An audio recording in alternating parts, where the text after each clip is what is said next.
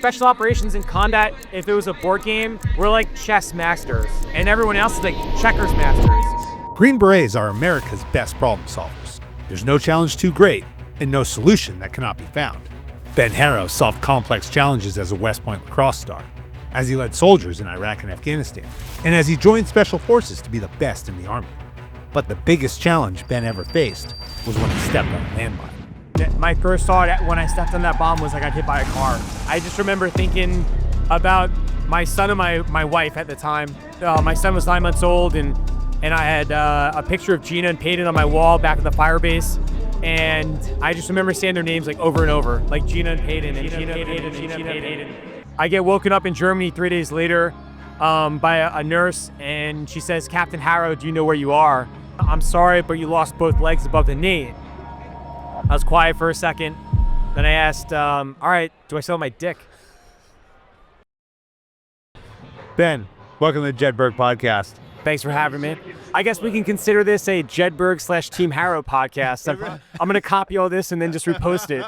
Free content. It really is. It's free content. And we've had people who've done that, who've taken our episodes and then just recut the intro and put it out as themselves, which I'm fine with. Like, the more that gets out there, the better. But it's been a long time, man. It has. The last time we really sat down and chatted or really saw each other would have been October of 2006 in Iraq, which is ages ago. Yeah, because you came in and replaced me and my unit in Balad, Iraq, and then took that mission from us. And a lot has happened since that moment in time. Yeah, I'm missing a few body parts since October of 2006. It was too easy. Yeah. I mean, you set them up and I knock them down. But it's good to see you, man. You too. Yeah. I mean, I first off, I feel like that week of working with you in Iraq was very eye-opening. We're not in Kansas anymore, and that was actually a really good trip. I enjoyed it. I felt like we accomplished a lot of things that I think that you guys were doing. Maybe a lot of things that you attempted to do. I felt like we left that area really just in a better situation. Yeah. And then for me, my next challenge after Iraq was SFAS and selection. Yeah. So similar paths. You know, I think that was one of the things that deployment in that place showed me was that, hey, there are these other opportunities out there, and the infantry, was a great place for me. I enjoyed it. I loved it. My time as a platoon leader was awesome. That year in Iraq was a hard year. There was a lot of stuff that happened that year, but it was a great opportunity to learn what combat was. Yeah. And to learn how to lead, and to know that you're going to go through these ups and these downs, not only in yourself, but in your unit. And how do you manage that? And how do you lead through that? And how do you keep folks motivated to do things that they really don't want to do? No, completely. And you're asking them to do it day in and day out. We had we had a guy one time kind of just sit down and quit on us on an infill in the Golden Hills area. Yeah.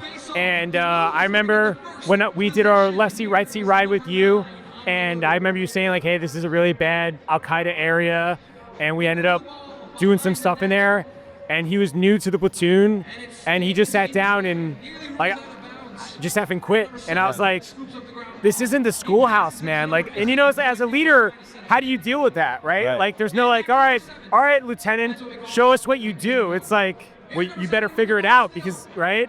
And I think on that same mission, we walked up on a farmer farming in the middle of the night, and I think like half the guys were like, all right, let's just shoot him, and the other half like, we can't do that, right? It's like these leadership lessons that like you train for a little bit, you read about, and then you're like in the shit, and like that, you got to figure it out, right? That was a time too. You talk about 2005, 2006, where we were decisively engaged on a lot of fronts. And it wasn't going well. My first night out with you, I don't know if you remember, we were in your Humvee on Tampa doing like the standard, like vehicle ambush setup. And I remember Apaches flew over. They saw guys, IED in placers. your lead Brad started a fire, that Bradley started a fire, or we're going down Tampa with this Apache shooting and this Bradley shooting, and it's like day one. I'm in Iraq, and I'm like, I feel like I'm over my head right now. Like, wow. But you were like, yeah, this is what we did. This is where we are on the map. I just, remember where we were at. You're probably gonna come back here, and you're like just cool as ice. And I was like, okay, all right. Well, that was a year though. Yeah, that was the back end of the year, because the first few weeks I was like you're describing. Yeah. White knuckling the vehicle, right? Digging my fingers into the steel of the Bradley, going, I don't know what's gonna happen. I don't know if I'm gonna make it out of here. But I think you find a way to get through it. You find a way to motivate yourself, motivate others, and find what works for you and your team. Yeah. We've had the opportunity now. We're sitting here at Gillette Stadium. Two decades later almost. Yeah. We're sitting here. We've had the Green Beret versus Navy SEAL Stars and Stripes Classic hosted by the PLL. We've been here the last couple of days. What a phenomenal event in terms of getting these two great organizations together. Yeah. Get them on the field. Get them in front of the populace. Get them in front of America and the world on ESPN Plus, and say, look, these folks who do these jobs are just like you.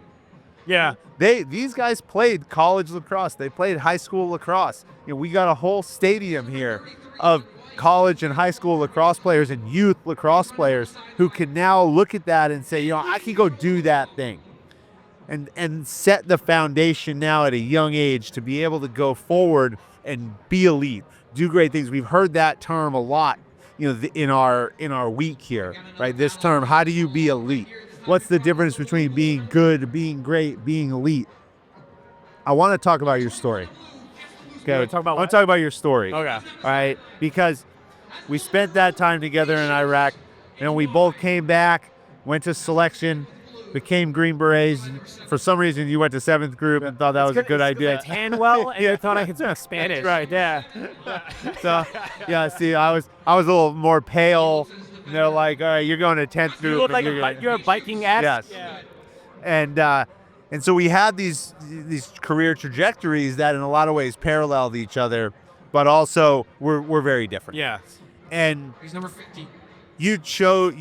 I want to know from you, why'd you choose to go into SF, and talk about the decision points that where you said in your mind, I got to go do this.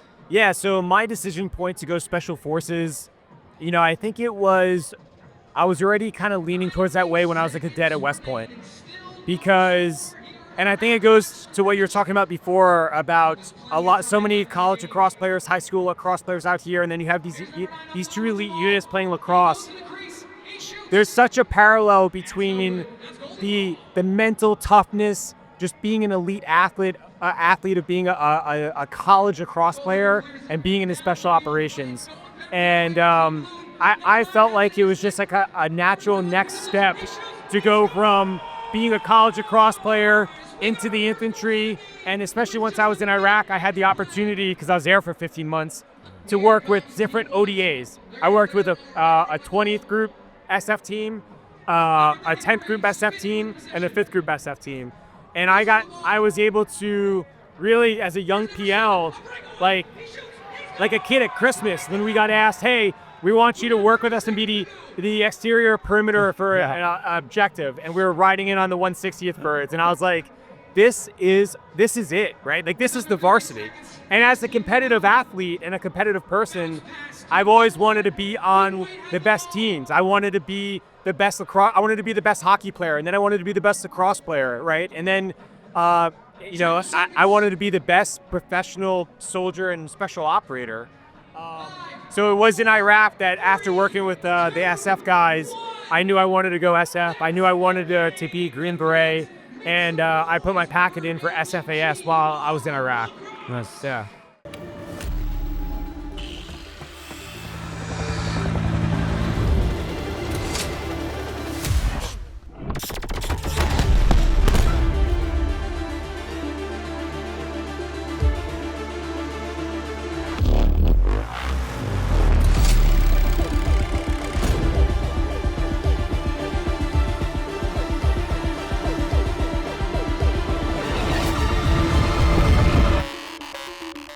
I think working with those units really shows you the difference between being in the regular Army and being in special operations and in special forces, becoming a Green Beret. And I would say it's not that any one of them is better. They're different. Yeah. And I think people ask me a lot, what was it like being a Green Beret? And I'll say, why was it different? Why is it special? And I stop them and I say, it's actually not special. There's actually nothing special about any of us. Yeah. The difference is that you execute the fundamentals and the basics to a higher standard, and you never compromise that standard. Yeah. And it's not just the talk. It's not just, hey, we're going to come in here and talk about it today. We're going to actually go do it. And we're going to keep doing it, not until we get it right, but until we can't get it wrong. Yeah. And that slight difference in how you think is what sets the standard and sets the conditions for you to be elite. And whether that's in the military, whether that's as an entrepreneur, whether that's on a lacrosse field, or in athletics, that simple mind shift puts that special in front of forces. Yeah. Whenever I've done speaking engagements and just talking with people, they're like, oh, so you're in special forces. Is that like you're like a Navy SEAL? And No. I'm like, No. Actually, I think I told you when I was here in 2015 and I talked to the Patriots, the first two things I told them, I said, hey, first off, I was a Green Beret, so I wasn't a Navy SEAL. And number two, I'm a Giants fan, so let's just lay that out right now. Oh, not in this stadium. Yeah. But, something I always say is, Navy SEALs, Rangers, Green Berets, like we all have a unique thing, but where I like to think what Green Berets and what makes us so special is compared to like the Navy SEALs or the Rangers or something is for us, like special operations and combat, if it was a board game, we're like chess masters and everyone else is like checkers masters. And that's not like a put down, it's just they're two different games, but with some similarities. But what I really liked about what SF guys do is it wasn't always like, all right, here's the bad guy, how do we go kill him? It was about, all right, let's use our mind to figure out, is there a better way instead of just swacking some guy? Maybe there's another way to influence the population. Maybe we replace him with somebody else. Maybe we bring him over to our side. Maybe we have his enemy take him out. Like there's a lot of different other ways to do that. And honestly, I fast forward to figuring out how to get myself up and walking, to my new life in the civilian world and running an aircraft management company, building up a business. It's that thought process of like, all right, problem solving. I got to problem solve, right? And I think that's not to say that we're not special, like you're saying, but I think that's an important piece of what makes SF so special. Is that we're great problem solvers. Let's talk about the biggest problem you had to solve. Yeah, You stepped on a landmine. that was an oopsie. Talk about that day. Yeah, so, You can laugh about it now. Yeah. It's serious in nature, but you're here, so we do get to laugh about No, it. totally. And I think also being an athlete, you're able to have a sense of humor. 30 years. There's some like grit and resilience about that, right? And I've always had a good sense of humor. In fact, when I first got injured, everyone was asking Gina, like, how's Ben? How is he? Like, he just lost his legs. I heard he almost died. Like, how's Ben? And she's like, honestly, it's Ben. It's just Ben without legs. And she's like, it's really weird, but like, it's Ben without legs. And, 15 May 2012, it was my second trip to Afghanistan as a Special Forces Detachment Commander in 7th Group, and I ended up stepping on a pressure plate IED. And lots of luck. At the time, I played hockey growing up. I played college lacrosse. I've had my fair share of hits, and my first thought when I stepped on that bomb was I got hit by a car, and it rattled me. Both my eardrums were blown out. All the air in my lungs was sucked out with the overpressure, so I remember trying to catch my breath. And I just remember laying there trying to come to and figure out like what's going on. And off in the distance, I hear someone screaming. And all of a sudden, I'm like back in my body and I realize it's actually me screaming. And at first I thought it was someone else. So I was like, all right, just be here and be cool and try and figure out what's going on. But then I was like back in my body in this weird out of body experience and it was me screaming. And then I'm like off in the distance again, like floating away. And then I'm back in my body. And I can't see anything, but I could just feel my teammates working on me, right? And I remember him like leaning over me and just saying like, holy shit, oh my God. I remember hearing gunfire because me stepping on the IED kicked off an ambush. There was a PKM on the outskirts waiting for someone to step on the bomb, and I was the lucky winner. And I remember I was starting to drift off, right? And I just remember thinking about my son and my wife at the time. My son was 9 months old, and I had a picture of Gina and Peyton on my wall back at the fire base. And I just remember saying their names like over and over, like Gina and Peyton and Gina and Peyton and Gina and Peyton. And it was like my mantra. And I just knew like, I'm in a bad spot. I don't know what's going on. I'm in a lot of pain. I'm screaming. I'm having this out of body experience. There's like a lot of religious shit going through my mind right now too, of like other people around me, like holding me. And I just remember saying their name over and over again. And I knew whatever I had to do, I'm going to fight to get back to them. And I was able to hold on long enough for my teammate to get to me. You know, they had to kind of fight through the ambush to get back to me. Did a textbook job of putting tourniquets all over me and getting me on a medevac. Eventually back to Kandahar and then Bagram. And I woke up 3 days later in Germany, which is another story, which I can tell my first conversation in Germany. Well, I want to hear what happened when you got to Germany. And you weren't conscious on the way to Germany. No, not at all. Like they said, I was kind of mumbling. In fact, because of what I experienced, like mentally, I asked them. I said, "Hey, did you give me any drugs?" And they said, my medic was like, "No, dude." He's like, "Your breathing was so shallow. Your breathing pulse was so shallow and weak. If I gave you a bump of anything, you're gone." He said, "You're in twilighting, where basically you're on like the you're like over here on death, you're back in life, and you're kind of on the border." And so, and outside of your leg injuries, what else? So I ended up, so when I wake up in Germany, I find out like what's wrong, right? So I get woken up in Germany 3 days later by a nurse, and she says, "Captain Harrow, do you know where you are?" And I said, no. I felt like all my five senses had been reset. Everything's blurry. And she said, "Do you know what happened?" I said, "No." She said, "You stepped on an IED." And I know guys that have stepped on stuff before. I'm sure like you do, where it's like, all right, in my mind, I'm like, I probably shattered my foot. The worst case scenario is I'm missing a foot. And I said, "Okay, what does that mean?" She said, "I'm sorry, but you lost both legs above the knee." I was quiet for a second. Then I asked, "All right, do I still have my dick?" And I think that she was like, once again, I can't see her face, but I just remember the tone and like the pause. And I think she was a little surprised by that. And she's like, "Yes, you still have your penis. But you had significant soft tissue on your right forearm. The doctors are going to be able to save your arm. You're not going to be a triple amputee. We're going to save it. And you lost 2 fingers on your right hand." And I just remember, all right, like fingers, arm, but I still got my dick, right? My dick's still there. And she's like, "Yes, that's still there." And priorities. And then I passed back out. And to be honest, that's like one of the only things I remember from Germany. Yeah. So you spent time in Germany. They stabilize you. Yeah. And then bring you back to Walter Reed and into the center, where now you've got to start this long journey for rehabilitation. Yeah, so when I got flown back to Walter Reed, the first 2 weeks at Walter Reed, Monday, Wednesday, and Friday, I would go into surgery for washouts because I had so much dirt blown up into me. And I had 4 fungal infections and a bacterial infection. I had no concept of time, but the only reason I was able to know kind of what was going on, because I was so drugged up and in and out of it so much going into surgery, is at the foot of my bed, they had these wound vacs.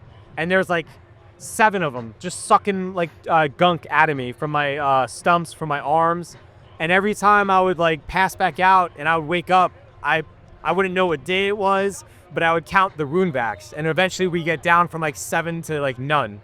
And that's kind of like over 2 weeks how I was able to figure out like a timeline of things. And then that's essentially your progress. Exactly. And then so come week 3 and 4, when I'm more aware of stuff, I realized that I am super drugged up, and for a good reason. I'm on 2 types of Oxycontin. They had me on ketamine at one point, morphine, like everything. And I didn't feel like myself. And like around week 3 or 4, I had a moment of clarity where I realized I need to get off these drugs now, because if I'm going to start the healing process, this is like step 1. And so they come in one night, they give me my little cup of like cocktail, the pills. And like, no, I'm cool. And I remember the nurse was like, what? I'm like, nah, I don't want them. And they're like, okay. And so the next morning, the doctors, when they come and do their rounds, they're like, hey, Captain Harrow, the nurse told us that you didn't take your pain meds last night. And I'm like, no, I didn't want them. I don't need them anymore. And they're like, listen, don't be the overly macho Green Beret. Like, we know your type. It's called pain management. We don't want to get behind the power curve. Like, if you need them, take them. And I was like, I got it, but I'm going to deal with it. And they're like, listen, we're going to leave you hooked up to the morphine. You don't have to take the pain pills, but if you need any morphine, just let the paddle. And so that week was the most painful I can remember. I felt my limbs getting like ripped off me again. I was having crazy nerve pain. I was like sweating like crazy, going through withdrawal. Every morning I was throwing up because my body was just like detoxing itself from all the drugs. And after about like 3 or 4 days, I kind of like I plateaued, and like I just woke up and I was good. But one of the biggest things that helped me get through that when I was in the most pain to try and go back to like my mental happy place was I would think about when I was playing college lacrosse and like the smells and the sounds of like this, like the stadium, like walking out on the concrete, walking out to the field and like hearing that clack of the cleats on the concrete, the sound that the ball makes when it kisses the pipe. And then when like that would start to like fade off and I start to have pain again, my next thought was I would be in the locker room and I would just remember the smell of the lacrosse locker room. And I would play this mental game where I'd be sitting in my locker and then I would go around the locker room naming all my teammates and their numbers until I got back to me, just to trick my mind into thinking of like things I enjoyed and not so much of like feeling of my legs getting ripped off of me again, right? And so yeah, I just was able to finally deal with it mentally. And because of that, I took myself off the pain meds like 2 to 3 months quicker than what they normally do. Like dudes at the hospital, even a year out, are still on pain meds and nerve medicine. And I got off of that after like 4 weeks. And 4 weeks. 4 weeks. And because of that, I was only inpatient for 2 months. And usually a guy with my type of injuries was like 4 to 6 months inpatient. And I'm like pretty seriously like wounded. But I think part of the reason I was able to get out and start the process of figuring out how to walk again was because I took myself off the pain meds so quick. What is the process to learn how to walk again? Well, for me, the process, like everything I do, wasn't easy. So much of my right leg was blown off from the blast, and the dirt that caused the infections and was blown up to me, and they had to cut away at my femur on the right side. I wasn't able to wear full-size prosthetics like I'm wearing now. And so I had to wear this like cumbersome belt. I wasn't able to wear like full-size prosthetics that are heavier. It would fall off, and it was like super frustrating. And I got injured in May of 2012. So fast forward to Thanksgiving of 2012. I'm down in Boca Raton, Florida, my in-laws. I bring my little practice legs down there, and I'm like trying to walk around, and I'm back to working out and getting back in shape. I'm like in the pool. I'm trying to do anything and everything because I got injured at a 215-pound tactical athlete to waking up in the hospital bed weighing like 130.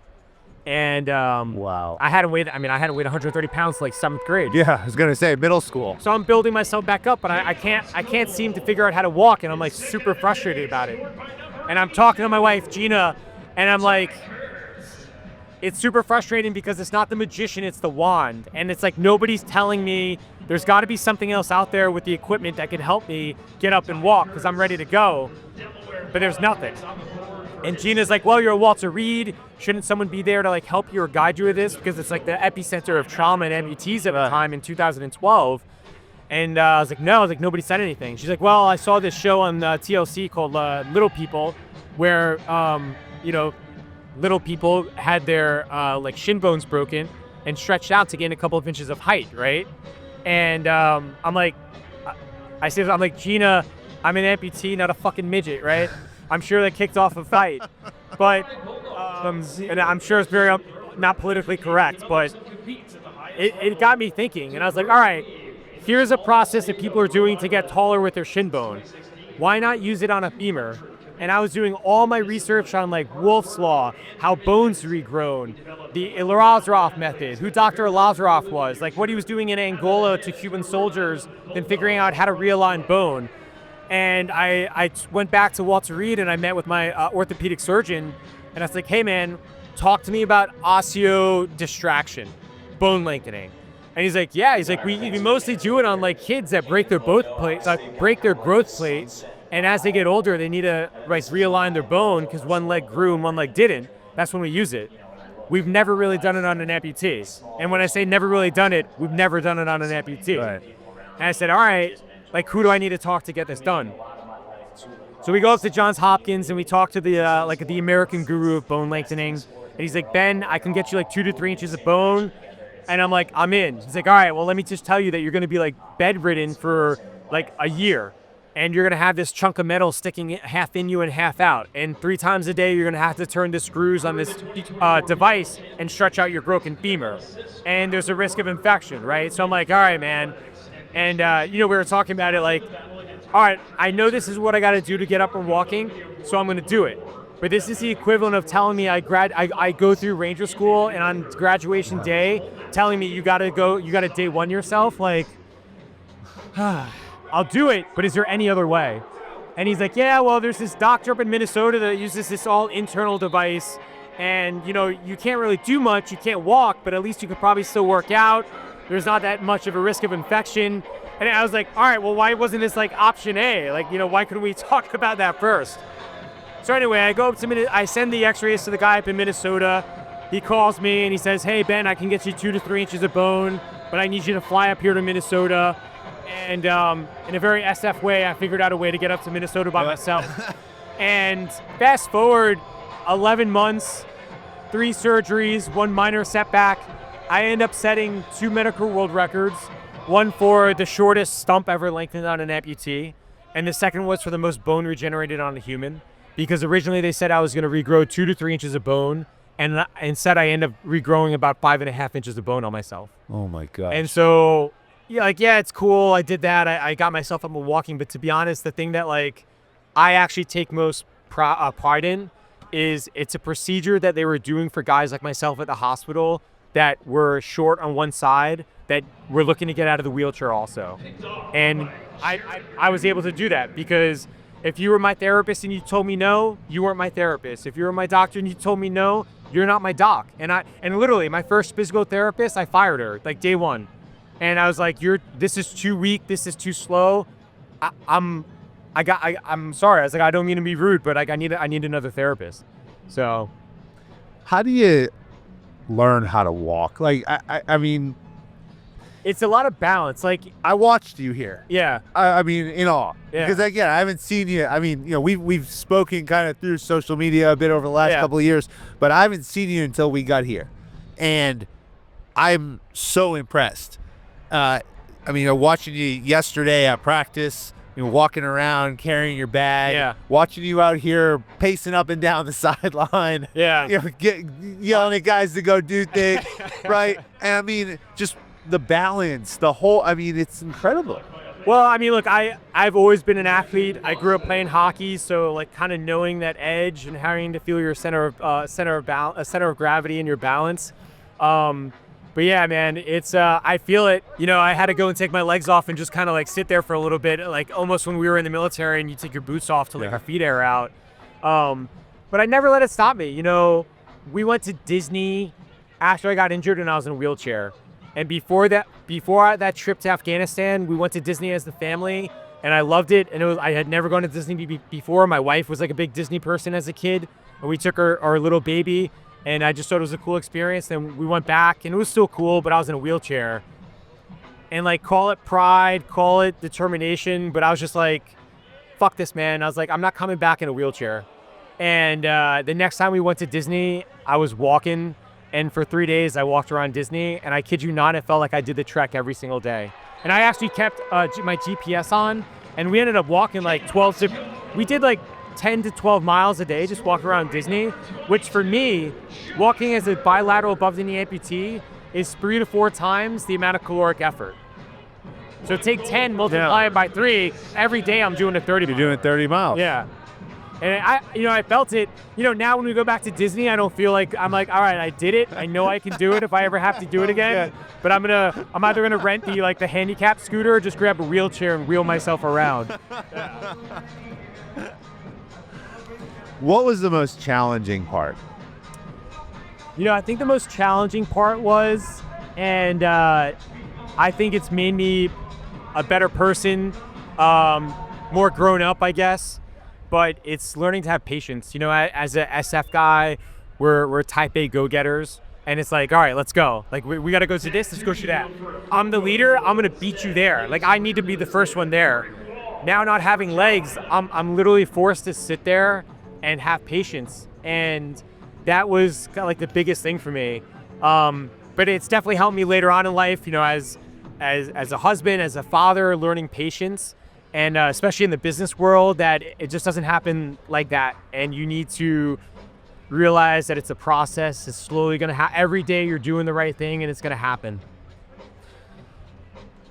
As you were talking about patience, I was thinking about how that translates into the other things in your life. Yeah. And how, we sit here as entrepreneurs, as founders of businesses. And that's the most challenging part. I was talking to a guy who retired a couple of years ago out of Delta, just in the lounge over here, who came here for the game, and we were sharing some challenges of being an entrepreneur, and he said, everybody says, what was the hardest thing you ever do? You were in Delta, and he said, is building a business. Oh my God. And you now are building a business. Yeah. You've gone from West Point, collegiate Division I lacrosse player, to the infantry, to special forces, to rebuilding your body. Yeah. And now you took on an equally as large challenge of building a business. My first job out of the Army, I was tasked, hey, we would like to, it would be a good, we have it seems like a good idea as a cybersecurity company. We want to get into this government contracting world. Can you do that for us? And that was my first job out of the Army, was building up government operations for a cybersecurity company, which led me to where I am now at PAM Jets. And I got asked to come over with the two founders, Dave Mendelson and Tony Yoder. Tony's a military guy. He was an F-18 Top Gun instructor.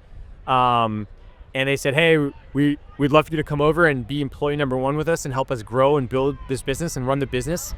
And I told them, I'm in, but I just gotta let you know, I know nothing about private jets. All I know about airplanes is how to jump from planes and how to talk to planes that drop bombs. That's it. And they're super cool. Yeah. Oh yeah. They're like, listen, we'll take care of all the aviation stuff. We just need you to grow the business and run the business. And look, that was 7 years ago, and we have, as an entrepreneur, you try everything and you just try and figure out, like, all right, is this working? No. Is this working? Kind of. Is this working? No. Is this working? Yes. And you have to step back and kind of look at your wins and losses and figure out, all right, this was kind of working, this wasn't working, this was working, this wasn't working, and figure out, all right, now we need to, what's our new mission statement? Where do we need to focus? And really just have thick skin. We heard so many no's in the first couple of years of being in the aviation business, managing jets. A lot of, who are you? What is it that you do? And now, to be honest, we leave a lot of money on the table because we specifically only take on like maybe 4 to 8 projects, we'll call them, like new planes, and we look to see if it's a good fit for us. Our methodology is we're looking for a partnership. Is it going to be a good partnership for not only us, but also for you? It's not just about like the revenue. And I was talking to Nick Lavery last night about being an entrepreneur, and he consults with a lot of businesses and a lot of these entrepreneurs, and we were talking. I said, for us, it was never about profits first. It was about clients, culture, and profits. We're going to take care of the clients, have a strong culture, and then we'll worry about the profits. And he's like, Benny, you don't know how many entrepreneurs I know that we talk and they think it's just all about making money, but it's really the guys that have want to establish something bigger than just making a profit, that they're the ones that are succeeding now. Yeah. And you talk about character a lot of times. The character that you develop. I wouldn't even say develop. I say the character that is identified, assessed in you, and then you're selected for when you go into special forces. Yeah. And there's 9 of them that SOCOM uses, right? But now every unit, whether you're a SEAL, a Green Beret, a Ranger, we're assessing slightly differently for some of those. what do we care about as Green Berets? We care about drive, resiliency, integrity, curiosity, and adaptability sit really as our top ones because we need guys who are going to get up every day and they're going to go do their job. Yeah. Okay, regardless of what that motivation is. And it may not be sexy, but they're going to go and do it. Yep. And we need them to be curious because we need them to find solutions to complex challenges. We need them to be adaptable because it's not going to always work and they got to find better ways to do it. We need them to have a high degree of integrity because we don't send guys like the SEALs do, no offense to them, as groups. Yeah. We send guys as 2-man elements, 3-man elements, 1-man element. Yeah. Might be the only guy in a country. I mean, I know guys that have like 2 at a time will go down to Argentina, or like some other country where you're like, wait, why are special forces like in there? But we're everywhere, at all times doing things for strategic purposes for the United States. And the integrity piece is big because you don't have someone always looking over your shoulder, and the higher up has to know that you're going to be there doing the right thing when no one's looking. And decisions are being made on the information that you're providing. Exactly. But that translates now into going to build a business, identifying something you don't know much about, being willing to get involved, continuing to find ways to be adaptable, educating yourself. I mean, you talk about curiosity. I mean, you figured out, your doctors didn't present it to you, but you figured out, hey, there's a method here that could help me. Yeah, exactly. I mean, look, and if Manchester United or AC Milan is watching this podcast, I'm ready to get hired to problem solve for them. That's what we as Green Berets bring to organizations is the problem solving skill. I just love doing it around sports teams and building teams and always being an athlete. But I mean, I think that's the biggest thing as an entrepreneur. Like the original question that you asked is being able to solve ambiguous problems. And as team leaders in SF, like that's probably the biggest thing that they're looking for during selection is, can you take this Jeep with only 3 wheels and move it from point A to point B when everyone's tired and hungry and accomplish the mission? Yeah. Because that's going to translate to real world, right? You have a team of 11 other dudes, and you could be a young guy on a team and not have the same experience as them, and you need to be able to motivate them and show that you know what you're talking about and get the object from point A to point B and achieve the mission. It's funny you bring that up, that example, because that example is critically important in that there's a solution to a lot of problems, but those solutions are rarely 100%. So the Jeep, there's a solution to the Jeep to make it work, but that's not a 100% solution. It's about an 85% solution because that last 15% is the work. At some point, you got to grit down, you got to bear it, and you're going to do the best you can to create this solution. But now you got to put your head down and you got to drive and you got to sweat and you got to put the hard work in to get there. So it's funny that you say that. On the work side, we're actually developing kind of like a new division or a new offering for clients. And I've been saying to Dave, like, look, we keep talking about it, but it's better to execute a plan, an 80% plan at 100% than waiting to create a 100% plan and executing it at 80%. Like, let's just get together and we'll put some stuff on paper and we'll go. Yeah. So I've been building over the last several years FR6. In my security and operations company, we deal with critical infrastructure projects, primarily in the New England and New York area. And my guidance to my team is consistently, we don't do everything, but we can do anything. Yeah. And our answer is always going to be yes.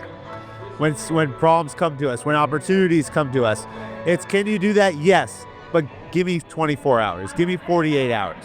Because I know, regardless of what problem comes our way, what opportunity, what bid gets released by the state, that there's someone in here that I can call, or someone I can call who can call someone who can then help me to solve that problem.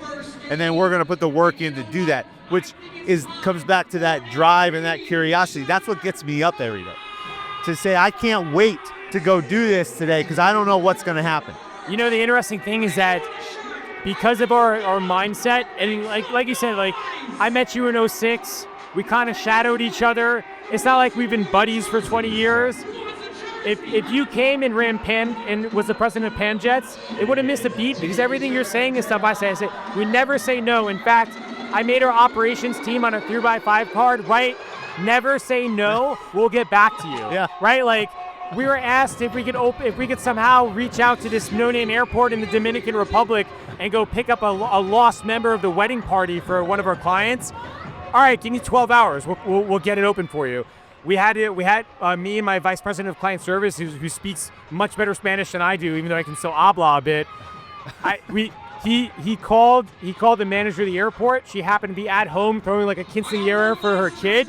She went to the airport at 11 o'clock at night, opened up the airport, got her plane in there, picked up the guy, and flew him to Turks and Caicos, right? Like, whatever. Tell me what the problem is. I'll tell you if I won't say no right away, but we're going to figure out a way to get it done. Yeah. You're creating impact. What's next for you?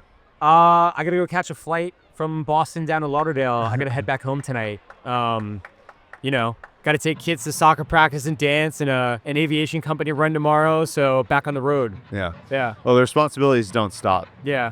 So. And I have a podcast of like film edits episodes I have to edit and episodes I have to create and shorts. So there's that as well. There's a lot of room in the podcast space for competition because people can need to experience different conversations. Yeah. So I will plug your podcast on this one, okay, because I do think that people need to go out and they need to hear what you have to say, and they need to hear your story. They need to learn about you. You said that we haven't really been buddies for 20 years. That's true, but I think one of the biggest thing, if not the biggest thing, I honestly say that to you right here, that I take out of this weekend was reconnecting with you. Oh, totally. And I hope and I know that for the next 20 years, that's not going to be the narrative. Yeah. So. And definitely, I hope you come down to Florida soon. We can do this on my podcast and talk for another couple of hours and continue to connect. Yeah, and get the families together. Yeah, that'd be awesome. So it'd be a good time. Thanks, man. Appreciate everything. American Jedburghs went on to form the foundation of the United States Special Forces and the Special Activities Directorate of the Central Intelligence Agency. Thanks for listening to the Jedburgh Podcast, an official program of the Green Beret Foundation. I'm your creator and host, Fran Racioppi. Join us next week for a new episode on Apple, Spotify, or wherever you get your podcasts. Check us out on YouTube for full episodes, highlights, and other long and short form content. If you like what you heard, give us a like and leave a review. Follow the Jedburgh Podcast and the Green Beret Foundation on LinkedIn, Instagram, Facebook, X, or Threads. Send your comments and inquiries to fran@jedburghpodcast.com. As former members of Special Operations Forces, the Jedburgh Media Channel and the Green Beret Foundation remain committed to supporting all generations of U.S. Army Special Forces and their families. Thanks for joining us on this episode. How you prepare today determines success tomorrow.